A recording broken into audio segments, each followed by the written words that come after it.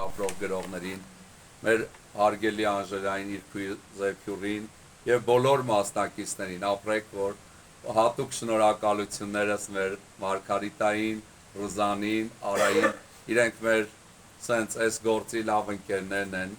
եւ մշակույթի եւ հայրենիքի եւ եկեղեցու գործնական մատուցողներ են, զբոսավարներ են, գիտելիքներով հարուստ, ճանաչում են հայրենիքի ամեն ծառը, թուփը, խաչքարը, ամրոցը, բերդը եւ շատ անգամ միասին էլ տեղեր են գնում, իրենցից ես սովորում եմ, գիտելիքներ եմ ձեռք բերում, այսօր էլ շատ ոգեշնչվեցի, իմ խորին շնորհակալությունը ձեզ եւ միջոցառումը նաեւ որ պարոն Աբգար Աբյանը ինձ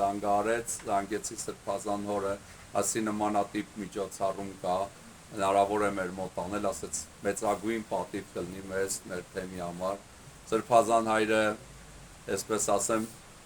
իմ վերջին սենց հեռախոսազրույցն էր իր հետ, դրանից հետո կալանավորվեց, կուզեմ, որ նաև աղոթողներ լինենք Սրբազան հոր համար, մեր Տեր Գարեգինի համար, մեր Բագրատ Միքայել Սրբազանների ազգային բարերարի եւ այն 18 արդարների եւ մնացած քաղբանտարկյալների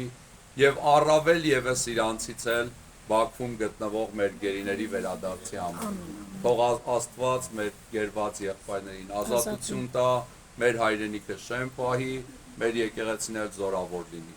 Տերը բոլորիդ պահապան, շատ շնորհակալ եմ այս հոգեբարար միջոցառման համար։ Հարգանքներս։